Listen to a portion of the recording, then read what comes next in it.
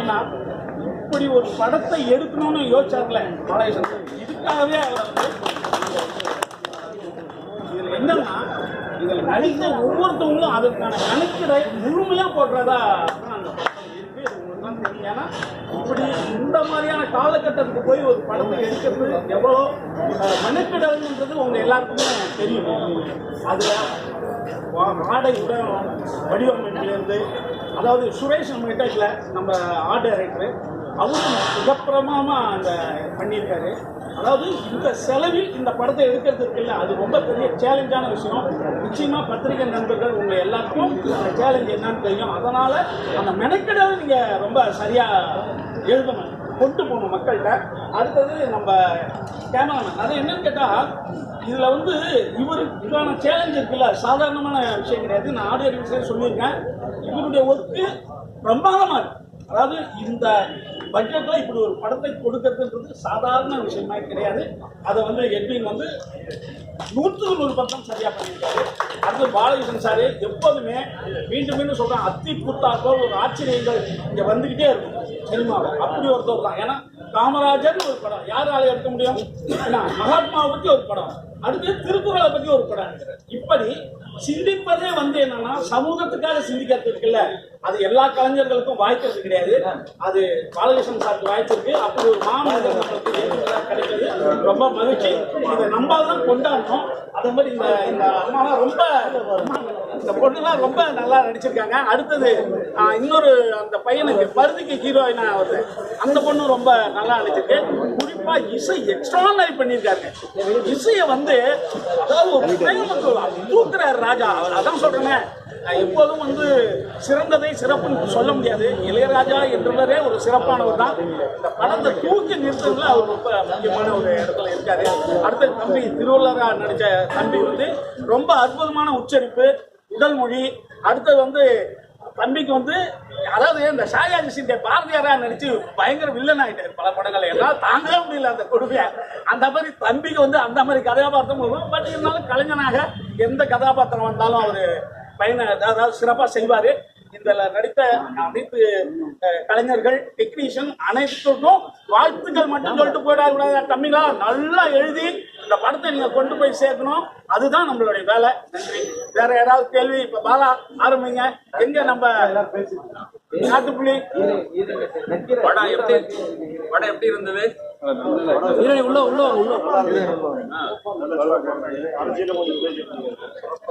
வள்ளுவரே அரசியல்வாதி தானே? ஆமா, வள்ளுவர் மேல எந்த சாயம் போட்டு போறாங்களோ நீங்க அது வள்ளுவர் படம் உருவானதை பத்தி சொல்லுங்க.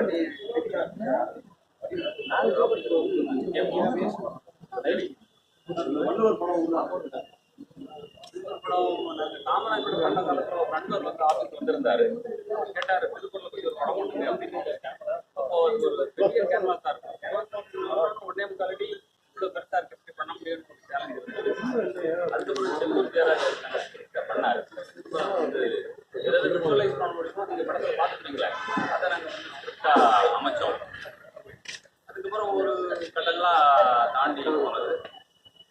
சார் சொன்ன மாதிரி இளையராஜா வந்து இதுல வந்து மிகப்பெரிய ஒரு பங்களிப்பு, எட்வினோடது பங்களிப்பு, இவங்க தனலட்சுமியோடது, வள்ளுவர், ஆமா, எல்லாரோட பங்களிப்பு முக்கியமானது. ஆமா, பவளக்குடி பவளக்குடி அவங்களோட பங்களிப்பு முக்கியமானது. ஏன்னா இந்த படம் மக்களுக்கு போகணும், அதுதான் வந்து அதோட பெரிய ஒரு விஷயம். அதாவது எல்லாருமே வந்து தியேட்டர் கொடுத்தது வந்து ஆரம்பிச்சு, இது சொல்ல போனா படம் எடுக்கிறத விட ரிலீஸ் பண்ணது பெரிய வேலைன்னு இப்ப நான் கண்டுபிடிச்சேன். ஆமா, படத்தை எடுக்கிறது பணம் இருந்தா படத்தை எடுத்துடலாம். நான் ரிலீஸ் பண்றது வந்து ஒரு பெரிய ஒரு தியேட்டர்ல கொண்டு போறது பெரிய சேலஞ்ச். அது ஒரு வேற ஒரு டீம். அது அந்த டீம் பழகி வெளில வர்றது ஒரு பெரிய சேலஞ்ச். ஆமா, மக்கள் பார்ப்பாங்க அந்த படத்தை. இல்ல, நம்மளாம் பார்க்க வைக்கணும். ரொம்ப நல்லா எழுதி நீங்க பார்க்க வைக்கணும். கல்வித்துறை அமைச்சகம் அவங்களெல்லாம் தொடர்பு கொண்டீங்களா சார்? ஸ்கூல்ஸ்ல வந்து இது போடுற மாதிரி இல்லை, உங்களுக்கு ஸ்பெஷல் ஷோ கொடுக்குற மாதிரி? இந்த ஐடியா வந்தவொடனே முதல்ல போய் கேட்டது வந்து மூப்பை சோமநாதன் சார் தான். நீங்க முதல்வருக்கு வந்து ஒரு அப்பாயின்மெண்ட் வாங்கி கொடுங்க, ஏன்னா பெரியாருக்கு வந்து உதவி பண்ணாங்க, இதுக்கு உதவி பண்ணுங்கன்னு நாங்க போய் கேட்டோம். அது பரவாயில்ல, அதுக்கப்புறம் நாங்களே பணத்தை ரெடி பண்ணிட்டோம். இப்ப முதலமைச்சர் வந்து இந்த படத்தை பார்க்க சொல்லி கேட்டுட்டு இருக்கேன். அவர் இந்த படத்தை பார்த்தாருன்னா அது ஒரு பெரிய நிகழ்வா வரும். மக்கள் மக்கள்கிட்ட போய் ஈஸியா சேரும்னு நம்புறோம். ஆமா, நீங்களும் எழுதுங்க அதை பற்றி. முதல்வர் இந்த படத்தை பார்க்க வேண்டும். பார்த்து வாய்ப்பு இருக்கா இல்லையா? ஏன்னா கலைஞர் தானே, அவர் இதில் தானே படத்தை முடிச்சு காஞ்சிடுறது. அருமை அருமை. இல்ல அது ஒரு என்னங்க இல்ல வள்ளுவருக்கு வந்து என்னன்னா, இப்ப வள்ளுவர், இயேசு, புத்தர்லாம் ஒரே காலகட்டமா கருதப்படுது. இப்ப எல்லாரும் என்ன நினைக்கிறாங்க, இப்ப ஒரு காலத்துல தமிழை வந்து சுவீகாரம் பண்ணாங்க, எங்களுக்கு தான் தமிழ் உரிமை அப்படின்னு. வள்ளுவம் வந்து ஒரு மிகப்பெரிய தமிழ் அடையாளம். அதை அரசியல் கட்சிகள் பயன்படுத்த நினைப்பாங்க. அதை நான் சூசகமா சொல்லியிருக்கோம். இப்ப சாயம் பூசுறது, சாயம்னா அவங்க எல்லாரும் தெரியும், எந்த கட்சிங்கிறது அவங்க எல்லாத்துக்குமே தெரியும். ஆமா ஆமா ஆமா. அவங்க அப்படியே இன்னொரு வரி வந்துருக்குமே, நமக்கு எதிரி வந்து வடக்க இருந்தா வரணும் அப்படின்னு. ஆமா, வடக்க இருந்தா நம்ம வந்து எதிரிகள் வர முடியும். நம்மள வந்து ஆனா நம்ம இனம் வந்து கட்டுக்கொள்ளையாம தானே இருக்கோம் நம்ம. சார் அப்புறம் ஜியு போப் வந்து இது வந்து இங்கிலீஷ்ல டிரான்ஸ்லேட் பண்ணார் சார். அதனால வந்து இன்டர்நேஷனல் கொண்டு போறதுக்கான வாய்ப்பு இருக்காரு. ஆமா, அது இந்த படத்தை இது ஒரு ரிமைண்டர் தானேங்க. உலகத்துக்கு வந்து கிட்டத்தட்ட திருக்குறள் அது வந்து கிட்டத்தட்ட ஒரு ஒரு மலிஞ்சு போன மாதிரி ஆயிடுச்சு. எல்லாரும் எடுத்து யூஸ் பண்ணிட்டாங்க. இப்ப ஒரு புதுசு நான் கொண்டு வந்துங்கிறதுக்காக இல்லை, இது ஒரு புது யுக்தி. இது இப்போ இதுல இவ்வளவு விஷயங்கள் நீங்க உங்களுக்கு வந்து டெய்லி ஆச்சரியப்பட்டும் குறள். குறளை பத்தி என்ன சொல்றாங்கன்னா, நீங்க தமிழை படிச்சுட்டு குறளை படிச்சீங்க அப்படின்னா ஒவ்வொருத்தருக்கும் ஒவ்வொரு அர்த்தத்தை கொடுத்துக்கிட்டே இருக்கு. அவ்வளவு புதுமையானது. 2000 வருஷம் முன்னாடி இவ்வளவு பிரச்சனைகள் இருந்திருக்கு. அதுக்கு கொடுக்கப்பட்ட விளக்கங்கள் வந்து ரொம்ப ஆச்சரியப்படுறது. இது வந்து மக்கள்கிட்ட போகணும். ஆமா இன்டர்நேஷனல் எத்தனை முறைனா ரிலீஸ் இங்கிலீஷ்ல போட்டிருக்கோம்.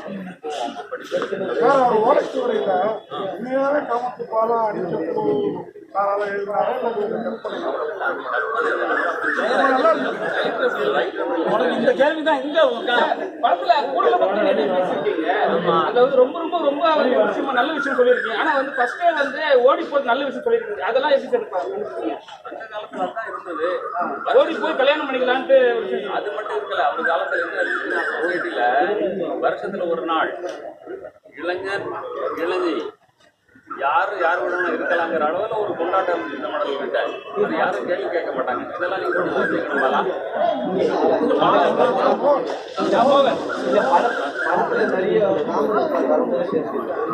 அப்படியா? இல்ல இல்ல, உங்களுக்கு பிடிச்சிருந்தா இல்லையா? ஆமா, உங்களுக்கு என்ன வச்சு 1330 இன்னும் நிறைய இருக்கு, பாதி வந்து அழிச்சிட்டாங்க அப்படின்னு ஒரு தகவல் இருக்கு. நீங்க திருவள்ளூர் 1330 நிறுத்திட்டீங்க. ஏன் இல்ல, அது நமக்கு கிடைச்ச அந்த நம்ம ரிசர்ச்ல போல. இன்னும் வந்து வள்ளுவருங்கிற ஒருத்தரா அந்த கிளாசிபிகேஷன் அவர் காலத்துல பண்ணப்படவில்லை. மூன்றாக பிரிக்கப்பட்டது பிற்காலத்தில், பரிமள காலத்தில். அப்படி பல்வேறு விஷயங்கள் அதுல இருக்கு. வள்ளுவர் வந்து கன்னியாகுமரியில பிறக்கல, மயிலாப்பூர்ல பிறந்தாரு. நம்ம அதுக்குள்ள போல. அந்த கருத்துக்குள்ளதான் நம்ம போயிருக்கோம். வந்து நிறைய டைலாக்லாம் வரும். ஏன் ஒரு சில டைலாக் எங்க காமத்து வாரிசு இருக்காரா? வாரிசு இருக்கு காமிக்கிறீங்க. அப்போ அந்த வாழையடி வழியா அவங்க இருப்பாங்க. ராஜராஜ சோழன் வாரிசு யார் இருக்கா? 1000 வருஷம் ஆச்சு. அவரே தூக்கடிச்ச மாதிரி காட்டலையே, அவரு அங்கீகரிக்கல.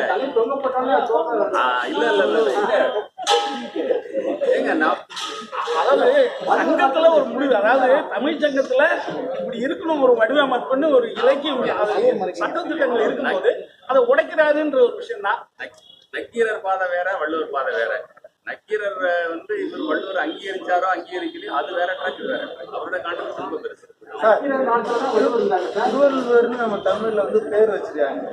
அந்த பேரை வந்து நீங்க மற்றதுல ஒரு இடத்துல கூட அவருக்கு வந்து சொல்லாதே அதை மேனேஜ் பண்ணிக்கீங்க. அது எப்படி நீங்க அதை வாசிகள் எங்கேயாவது கூப்பிட்டார பாத்தீங்களா? இல்ல, அதான் 2 பேருடைய பேரையுமே சொல்லாதே நீங்க. இல்ல இல்ல, அதுல வந்து எங்கெங்க சந்தேகங்கள் இருக்கும். எல்லாரும் சொல்லுவாங்க வந்து வாசல் தண்ணி எடுத்துக்கிட்டாங்க, வாளி நின்றுடுச்சு, பூசியால வந்து இதெல்லாம் வந்து அந்த புறங்கள் நம்ம போகல. வள்ளுவத்துக்குள்ள என்ன இருந்ததோ அதுக்குள்ள இருந்தா நீங்க பாத்தீங்கன்னா அனலைஸ் பண்ணி பாத்தீங்க அப்படின்னா எல்லா காலத்திலும் வள்ளுவம் இருக்கு. திருவள்ளுவர் நாடுன்னு வச்சுக்கோங்க. ஆனா திருவள்ளுவருக்கு எந்த இடத்துல மென்ஷன் பண்ணவே இல்லை. அவர் கூட்டாரு, வள்ளுவனாரன்னு கூட்டாரா இல்லையா நினைக்கிறேன். வள்ளுவன் நாடா அப்படின்னு சொன்ன மாதிரி நாடாரா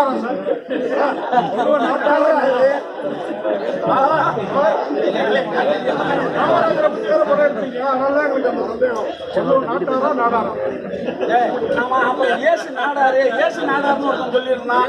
அடுத்து வந்து பிரமிட கட்டினது நாடாருந்தான்னு ஒருத்தர் பேட்டி கொடுத்துருக்காரு. எல்லாரும் நாடாரு அவர்.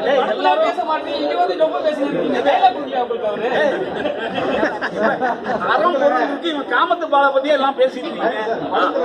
வள்ளுவர் வந்து ஒரு வயசான முனிவராக தான் பார்த்தோம். நல்ல எங்க காமிக்கிறீங்க. அவங்களோட வாசி ஒரு பாட்டுக்காக தான் நினைச்சோம். அவங்க பாட்ட வாசி அவ்வளவு எங்க அவ்வளவு இதா இருக்காங்க. யாரு வரைஞ்சவர் இருக்கார் இல்லையா, 2000 வருஷத்துக்கு முன்னாடி ஒரு கணவன் வரைஞ்சிருக்கிறாரு. தாமரை எந்த வயசுல இருக்கணும்? அதெல்லாம் மறந்து போயிருங்க, நீங்க வேற.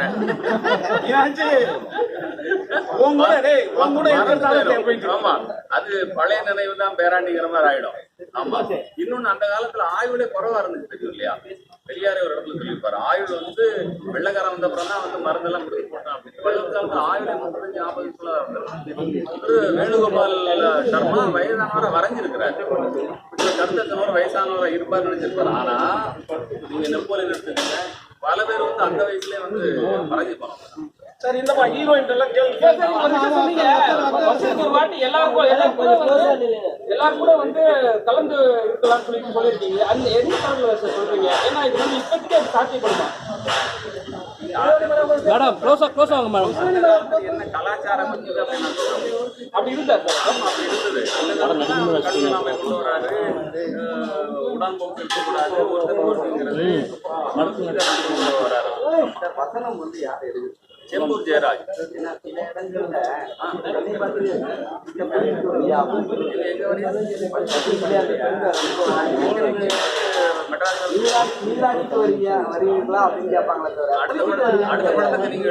அதே போல சில இடங்கள்ல வந்து அந்த காலத்துல வந்து அவர்கள் அப்படின்னு பேசுவாங்க, மென்ஷன் பண்ணுவாங்க. சில இடங்கள்ல எல்லாருமே அவன் இவன் அப்படின்ற மாதிரி தான் இந்த ஜெனரேஷன் தவிர எழுதிக்கலாம்.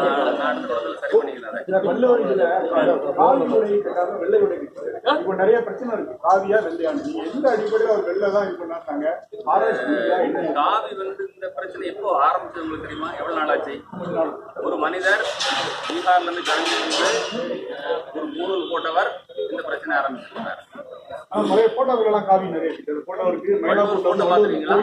வள்ளுவர் போட்டோ பாத்தீங்களா நீங்க? அப்புறம் வந்து 2000 வருஷம் முன்னாடி போட்டோகிராஃபே வரலீங்களே. இவங்க வந்து அதான் இவங்க சொன்னேன், அவங்களுக்கு தக்கப்படி அவங்கள வடிவமைப்பாங்க. இவர் கிடைச்சா நல்லதா இருக்கும், நம்மளுக்கான அடையாளம் இருக்கு இல்லையா? வடநாட்டுல ஒரு எம்பி வந்து சிலையெல்லாம் கொண்டு போயிட்டு பனாரஸ்ல வச்சாரு தெரியுங்களா உங்களுக்கு? அந்த மாதிரி தான் அவங்க அதை சிங்காரம் நினைப்பாங்க. நம்ம அடையாளத்தை அவங்களுக்கு இந்திய திணிக்கிற மாதிரி. அப்புறம் வந்தவர் வந்து நல்ல ஒழுக்கிறோம், அதனாலதான் நாட்டார். ஆனா இப்போ மலை ஏறி கண்டு படிச்சுட்டு கண்டு கொண்டு வரணும். யாருக்கு தெரியும்? சீமானவர்கள். பட் இந்த கருத்து வந்து எது கருத்தா இருக்குமா? சீமான சேர்த்து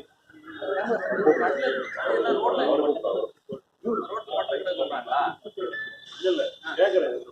கண்ணை ஒடிக்கணும்னு சொல்றீங்க, அவங்க கண்ணை எடுக்கணும்னு சொல்றாரு. அது ஒரு அரசியல் பேசு இல்லையா? அப்புறம் கண்ணு இறக்குறாரு, அது கண்ணு இறக்குறாரு, குடிக்கிறாரு, எல்லாம் குடிக்கணும்ன்றாரு. இவரெல்லாம் கண்ணு கடை திறக்கணும்ன்றாரு. ஆனா வள்ளுவர் வந்து கல்லு கடை இருக்கக்கூடாது, கடையை போதை பொருளை வந்து எப்படி நம்ம இதை தங்கி இருக்கிறோம் கண் பண்ணாம வள்ளுவர் எழுதியிருக்காரு. அதை நான் மது விற்கிறவங்கள நல்ல நல்லா 2 வருஷத்துல இது நல்ல வருஷம் நீங்க 2 வருஷம் தானே.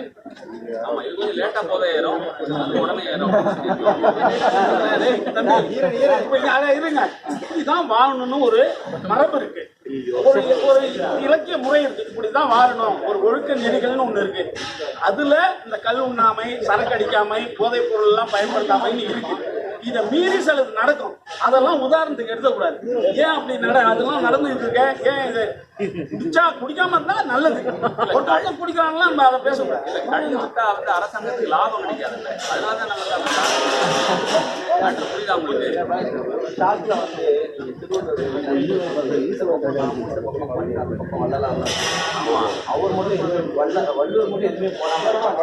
அதாவது எல்லாத்துக்கும் சொல்ல வேண்டியவருக்கு வந்து எந்த அடையாளமும் தேவையில்லை. அப்ப அவர் இந்துவா முஸ்லீமா கிறிஸ்டியன் கேட்கிற ஒரு இது வரும் அந்த இடத்துல. இதுக்குள்ளதான் அடக்கணும்னு என்ன நினைக்கிறீங்க நினைக்கிறீங்க ஏன்னா அதெல்லாம் அவர் தாண்டி வரும் அத்தனை பேருக்கும் புத்திமதி சொல்றாரு. அதுல ஆனா கிறிஸ்டியன்ஸ் கிடையாது, முஸ்லிம்ஸ் கிடையாது. அவருக்கு எந்த இசைமை வேண்டியதில்லை இயேசுலாம் அதுக்கப்புறம் உள்ள காலங்கள் என்ன ஒரு தரமான